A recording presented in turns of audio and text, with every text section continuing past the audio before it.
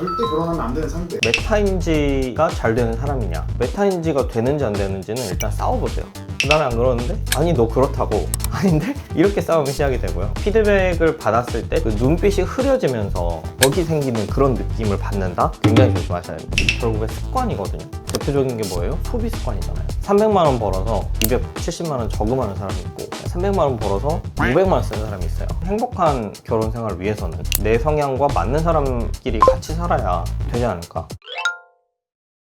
안녕하세요, 서초 변호사 하정원입니다. 자, 오늘은 저희 PD님께서 고민 상담을 하고 싶다 급하게 요청을 주셔서 이렇게 촬영을 하게 됐는데요. 무슨 고민이 있으시다고요? 좀 결혼을 하고 싶다 이런 생각이 드는데 이런 성격을 가진 사람이라면 결혼 절대 하면 안 된다. 또 이런 게 있나 해가지고. 누굴 피해야 되냐, 그런 게 궁금하신 거죠. 뭐 저희가 사건을 들여다보다 보면 뭐 이혼 사건뿐만 아니라 이 사람의 내면 깊은 곳에 있는 이 뭐 욕망, 이 심연 들여다볼 수 있게 되거든요. 그런 거를 하도 이제 들여다보다 보니까 어느 정도는 범주화는 되는 것 같아요. 네, 근데 일반적으로 이제 이런 사람은 피해라 뭐 이렇게 일반론적으로 접근을 하는 컨텐츠들이 요새 좀 많은 것 같은데, 근데 그렇게 접근을 하면은 좀 많이 위험하고 오해의 소지도 많이 생길 것 같고, 이제 빅데이터를 추려서 3가지 정도를 체크리스트를 만들어 볼 수 있는 이제 그런 말씀 한번 들어보면 좋을까 합니다. 그리고 저희 채널 이제 주된 시청자분들께서 남성분들이 많이 좋아해 주시는 것 같더라고요. 일단 먼저 남성분들 입장에서 이제 어떤 여성을 배우자로 선택을 해야 되는가에 초점을 맞춰서 한번 말씀을 드려보도록 하겠습니다. 여성 구독자분들이 나중에 많아지면 많아질수록 이제 별도로 한 번 더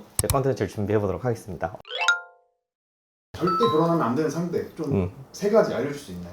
메타인지가 잘 되는 사람이냐, 여러분 스스로도 메타인지가 잘 되는 사람인가, 나는 자기객관화를 하고 있는가, 여기에서 시작을 해야 돼요. 그래야 상대방이 객관적으로 보이고 상대방도 또한 잘하는 사람인지 아닌지를 보는 눈이 생기는 거거든요. 메타인지가 안 되는 사람들의 특징, 본인이 지고 있는데 이기고 있다고 생각할 수도 있고, 그런 경우에는 뭐 판결 나면은 나중에 항소를 하면서 끝까지 무의미한 싸움이 이어지게 되는데, 인간관계에서 똑같아요. 예를 들어 그러니까 아내가 지방의 광역시 출신의 이제 배우자였고, 남편인 저희 의뢰인은 그 광역시 권역에 있는 소도시 출신 남성분이셨어요. 싸울 때 주로 등장했던 레파토리 중에 하나가, 나는 대도시 광역시 출신인데 너는 지방 소도시 출신 아니냐, 너가 감히 나한테 그럴 수가 있냐. 소도시 출신 남편이지만 열심히 노력을 해서 준 공무원이 됐어요. 그 수입도 되게 높아요. 근데 나도 주변에 공부 열심히 안 하고 잘 못하는 애들이 있으면 거기나 준비하라고 해야겠다, 뭐 이렇게 대놓고 말도 안 되는 가스라이팅을 하고 깎아내리는 거죠, 상대방의 자존감을. 그 원인이 뭐다? 비대한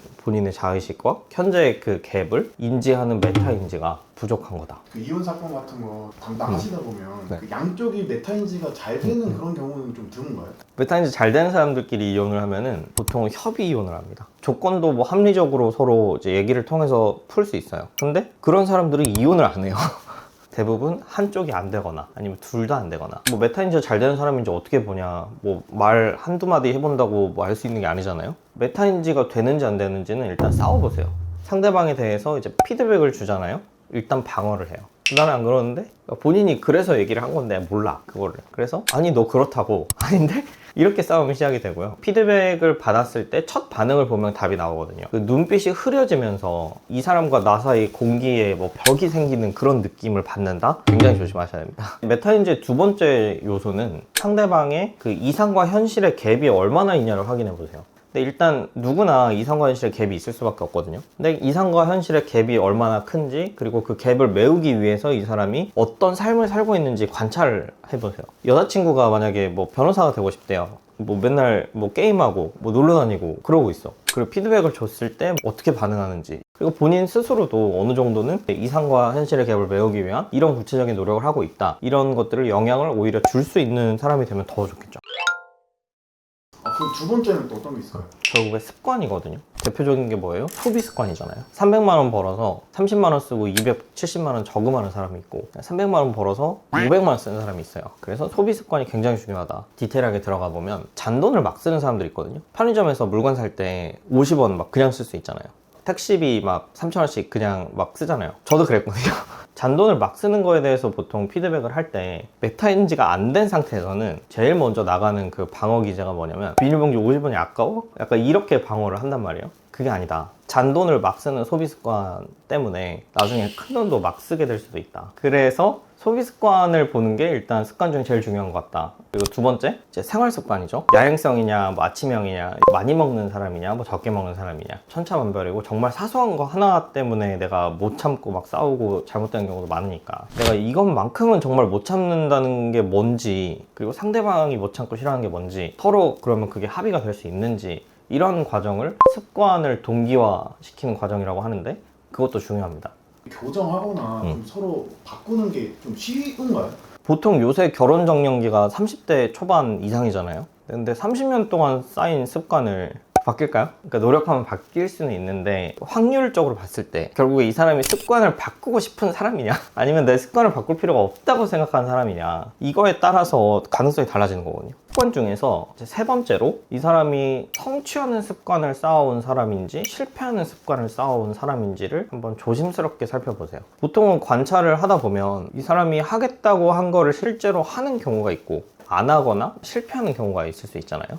실패를 해도 돼요. 그 실패에 대한 피드백과 복귀가 스스로 이루어지면 그게 성공으로 바뀔 수밖에 없거든요. 그렇게 한번 성취하는 습관을 들이기 시작하잖아요. 그러면 하나 성취를 하고 그 다음 성취할 게 뭔지 찾기 시작해요. 자동적으로 우리 뇌가 프로그래밍이 돼 있어요. 실패하는 게 습관이 된 사람들이 있거든요. 그 실패의 원인이 대부분은 본인한테 있어요. 그 원인을 이제 외부에서 찾는 사람들이 있어요. 개선할 게 뭔지를 자아 성찰을 하고 실패의 원인을 본인에게서도 이제 찾는 사람인가를 봐야 됩니다. 그래서 습관 중에 사실 소비 습관이나 생활 습관보다 더 중요한 근본적인 영역이 있는 게 결국에 이 사람이 성취하는 습관을 갖고 있는 사람이냐, 실패하는 습관을 갖고 있는 사람이냐.